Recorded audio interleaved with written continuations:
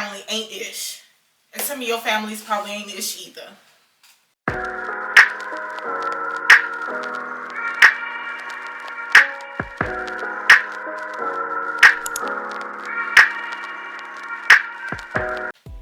Okay, hello, welcome, and thanks for watching my series of How Can Life Be So Great Yet So Disappointing.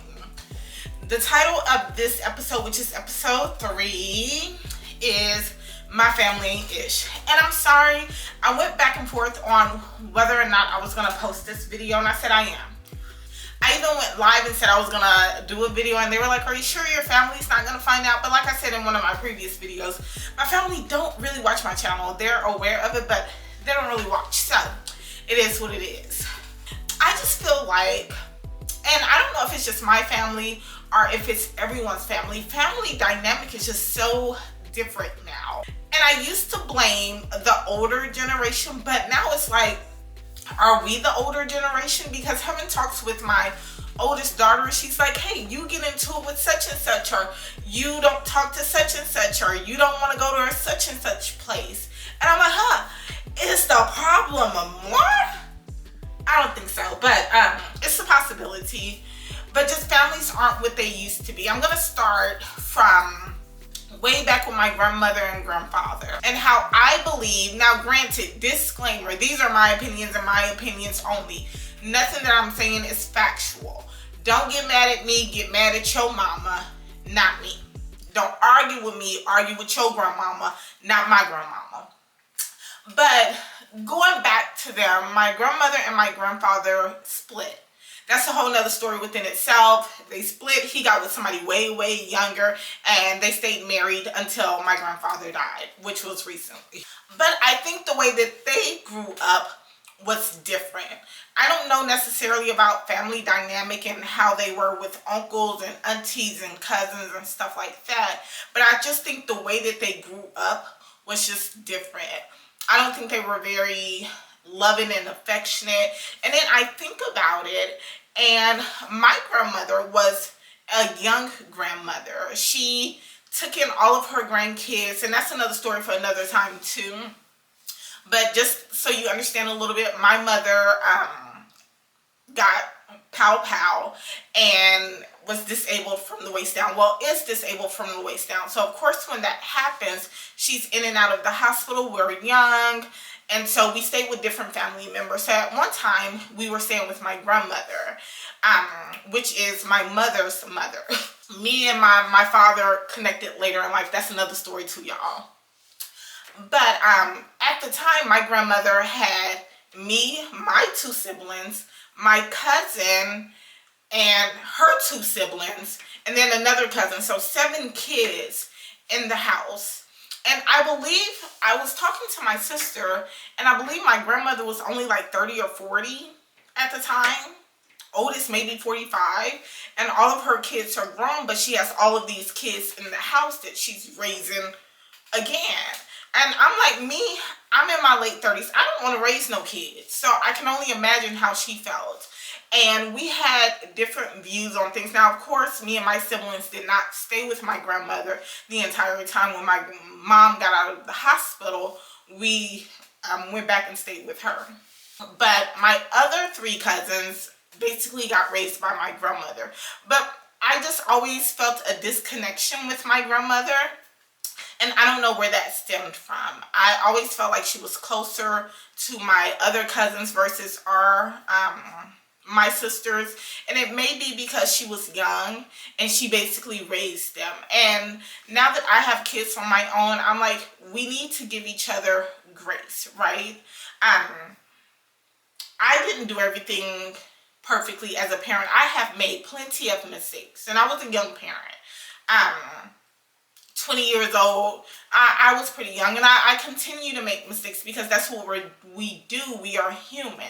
So I imagine her, after raising her kids and they leave, get a whole another set of kids, and then another set of kids, and then another child that you have to raise all over. I would probably be frustrated too, and of course make mistakes. Now, I'm not going to dive too much into details because I love my grandmother to death, and she getting older.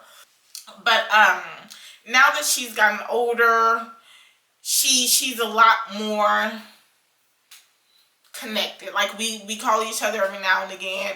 She knows my children a little bit. But anyways, I think that's kind of where the dysfunction started with my grandparents and him leaving her for a younger woman, and that just dysfunctional family.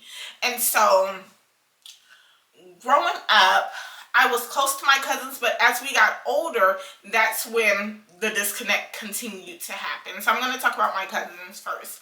I don't know why or what happened with the disconnect, but there was definitely a disconnect. And you know what they say, friends get closer to family than your own family.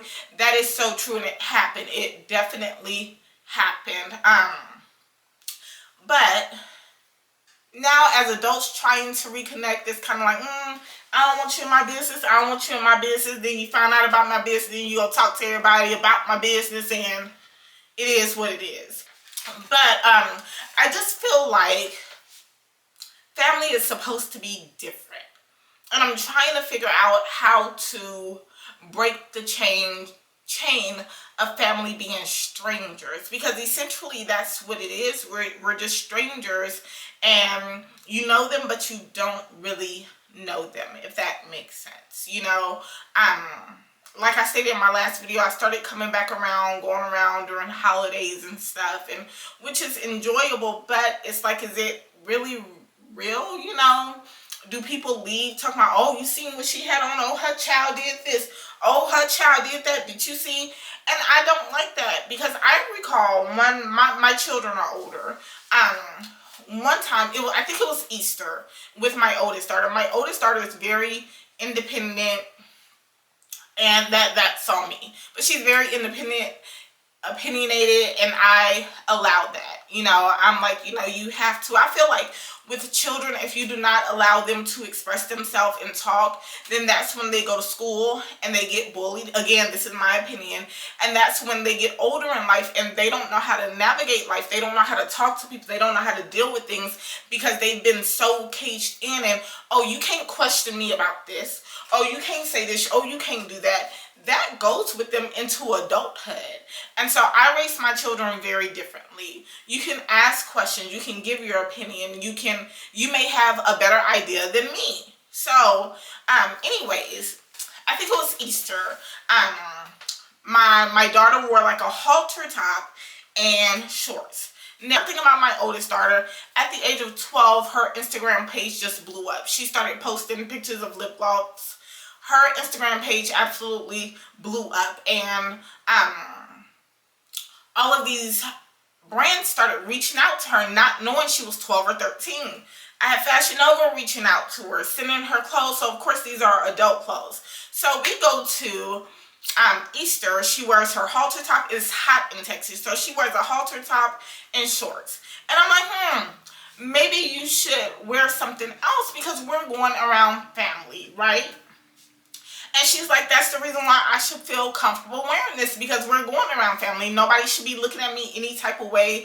I should be able to wear this around family. And that got me to thinking, why do we have to censor ourselves around family? Now, granted, she did wear what she wanted to wear. And I let her know, if somebody says something to you about what you're wearing, come get me. Because I'm the mama. And one thing about me, and this is a very ignorant statement, but this is how I feel. I raised my kids by myself. Well, their father, of course. But I didn't have a village, and that's what I'm talking about. I didn't have a village where it was like, oh, I'll babysit, or oh, it's your daughter's birthday. All families are coming. Even recently, when my child graduated high school and went to college. Where they at? Crickets. And she told me this too. She was like, a lot of my friends in college had family members, with them, helping them move or congratulating them, buying stuff for their dorm room. Crickets. Crickets. Absolute crickets. Which I don't mind. I can take care of my kids on my own.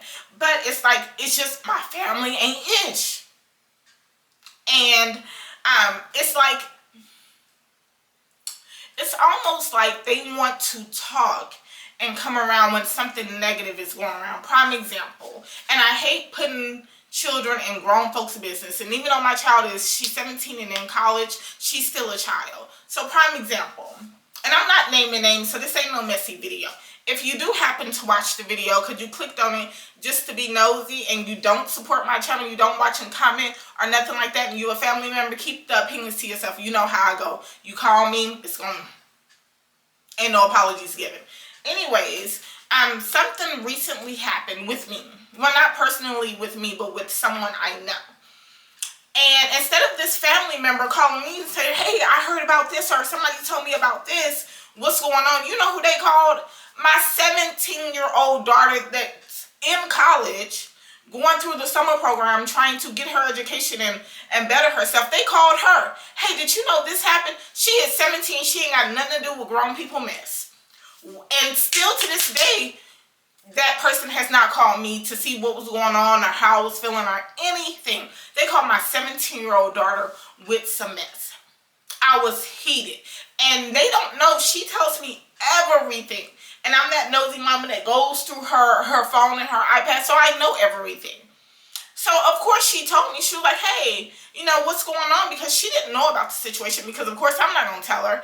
And I'm like, oh, nothing, don't worry about that. That don't have nothing to do with you. And I'm like, how do you find out? And she's like, oh, such and such called and told me. I said, had that person called you before then to ask you, hey, how's college going? Do you need anything? Not even financially do you need anything. Emotionally, do you need anything? Do you need any advice? This particular family member went to the same college my daughter's in now. Do you need any advice? Anything. The first time you call her, it's with some grown people mess. That pissed me all the way off. And she was like, Mommy, please don't say nothing. And I'm like, okay, I have to respect my children because if I say something and blow up, she's not going to want to tell me anything else. But that pissed me off royally. I'm like, I'm trying to have her focus in college. I am trying to get her away from the family BS. You know, oh my gosh, that pissed me off so bad. You don't call her for the positive things. Hey, congratulations, you're going to college. You need any advice? You need anything? You know, you can call and talk to me. I'm here for you. She called her with some mess. So, that royally was just, why do family do you like that? You know, and it's almost like, I don't care about your future. I don't care about your success. You know, I don't care if this bothered you. I don't care if this puts you, if you're currently in a good space and this puts you in a bad space. I don't care. Anyways, and that's why I said, you know, regardless of upbringing or what we witness, because they say children will do as you do and not as you say. So regardless of all of that, as an adult, because we're all adults now. Everybody is almost 40 and up. So ain't nobody no child no more. So I just feel like the decisions that we're making as an adult are not right. And it's just going to keep the cycle repeating and repeating and repeating and repeating. And I'm trying to break the cycle with my kids. Siblings. Of course you get into it with siblings. But to my understanding, and when I talk to other people, they're like, yeah, we get into it, but we don't not talk forever. You know, and when I say forever, I'm not meaning forever like months and months and months. We don't get to the brink where it gets physical, which definitely has happened, not on my part. I'm trying to think so I'm not lying. Not in adulthood. But no, not to where it gets physical, not to the point where we're wishing that you are no longer here on this earth. It doesn't get that deep. I'm like, well, why does it get that deep with my family? You know why? And I know some of you are probably saying y'all need therapy or whatever, but you can't force people. So this is just me talking and venting and getting it out. It's just not right. And what I'm trying to do is I'm trying not to have that with my children. I have 2 girls and I want them to be close. I want them to look out for each other. I want all of that good stuff. Because I know things aren't going to be perfect all the time, but I want them to sincerely want each other to be happy and succeed. And I feel like, of course they have sibling rivalry, but I feel like it's a different level when you're not in a space in your life that you want to be. And since you're not in that space, you're upset with everyone and you're blaming everyone for not being where you want to be in life. Now me, I'm an encourager. I'm a positive person. I can bring you the water, but I can't force you to drink it. My lifestyle is completely different. Now, granted, I'm not perfect. So anyone watching this video, do not think that I'm bashing anybody or thinking I'm perfect and I do everything right. I'm not perfect at all. And I'm pretty sure people that are watching this video that knows me will probably like, no, she's not perfect. But one thing that people can say about me in my adulthood is if I can help, I will help. Now, I ain't about no buffoonery, so I'm not going to give you money to go and buy alcohol or the recreational stuff that you do or to go party. I'm not doing that. But you need some money for some food, you need money for Uber, whatever the case may be. If I can do it, I got you. I can give you my advice. I'm the youngest. People don't want to listen to me. I don't understand why people do not want to listen to me. I will do anything I can for you to a certain extent. But I can bring you the water. I can't force you to drink. I can tell you, hey, apply for this job. I can give you tips on your resume. Remove the year you graduate. You have a big gap in employment. They're going to wonder why you have this big gap in employment. Maybe put something on there that you were doing that is productive to fill in that gap. You know, I can do all of these things, but I'm not going to do it for you. I'm not going to apply for the job for you. I'm not going to update your resume for you. I'm not doing that. I can tell you, hey, you don't have a car, you get a ride, I'll take you to work. I work from home. I'll let you use my car. We can work it out together. But I can't get the job for you, honey bunches. I just can't. You know. Anyways, but back to the older family members. I feel like the older family members do not act as elders. When I see older women, and granted this is me seeing them for a split second, a moment, but how they present themselves and how they conduct themselves, they're like leaders in the family, somebody you go to and they're going to call you out on your BS. You will never see them participating in the BS. They're going to call you out on BS. They are the type of people when they speak, everyone respects them and they command the room because like I said, you respect them and they're not with the BS. My family members, the elders, are with the BS. They'll go around acting the fool just like us, the younger generation. And I feel like somebody got to stop it. We can't have the younger generation and the older generation on the BS. Somebody has to be level-headed. Like, I do have a person, an elder in the family, that works on cars. He do not work on our cars for free. Always charge, which no problem. I believe in paying people for the craft that they have spent years and years perfected. No problem. Why come you have to chase after them for them to fix your car? You got to chase after them for them to take your money to fix your car. And then, like, that's not with everybody. With other family, not even family members. With this person's girlfriend, because they're not really married, you'll jump and fix her people's car. But we have to chase after you for you to fix our car, and we pay on you. I just stopped calling. I found somebody else that's more reliable, that's not a family member, that, hey, something going on with my daughter's car, you got it. But that's what I'm saying. If you have a person that works on cars in your family, why shouldn't you be able to depend on them?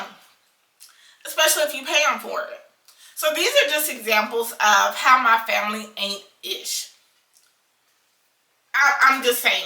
From the elders to the youngest, they just not, it's just different. And I'm like, how do I break this chain? Like, we have a family reunion coming up. I don't even want to go. The only reason why I'm going is because my mom wants to go and I'm her source of transportation. I don't even want to go. Sorry, not sorry. Okay, battery done and taken care of. So let me not talk all bad. Let me say some good things. Me and my daughter had a disagreement, of course, like all mothers and daughters do. And my family member did take her in for a couple of months until we got it straightened out. Now, granted, I have done the same for that same family member for two of their kids. Yeah, I brought two of her kids in to stay with me until things got straightened out. Now, those are the things I think you're supposed to do for family. So should I say my family is, or are we just normal? Is that normal? Is it normal to feel like you don't have the support from your family? That y'all aren't as close as you should be? That people take pride in things that are going on that aren't so great? Is that normal? To me, that's dysfunction, and I don't operate well in dysfunction.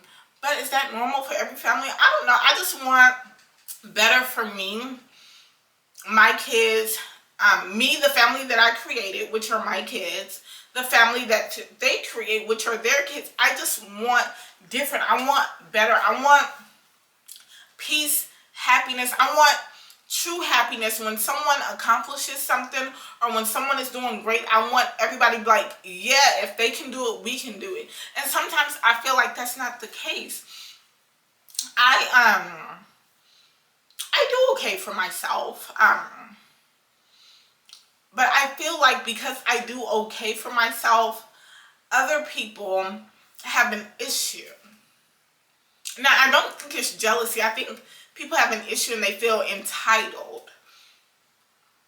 I don't know, but I did it with hard work, sweat, and tears, and then also the help. My mom is awesome. My mom is absolutely awesome, and every chance I get, I let her know. You know, of course, she has her flaws just like everyone else, but I'm like, Mom gonna come through if ain't nobody else gonna come through. And even though I'm okay, Mama will still ask me, do you need anything? You okay? And I'm like, thank you for everything that you do. But I also have had support from friends. I credit one friend for me being in a position that I'm in now. She gave me the encouragement that I needed. She gave me the confidence that I needed. She was there for me. And I feel like that's how family should be. And I'm like, why?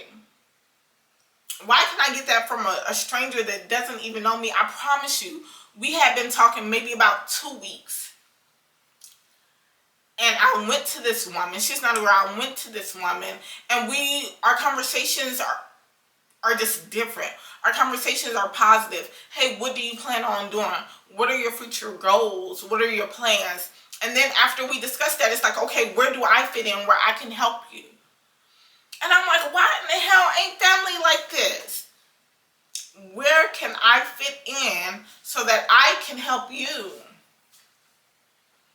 Lord. You know, Peach McIntyre said that somebody told her, and I believe it. Even if it's not your fault, it is still your responsibility.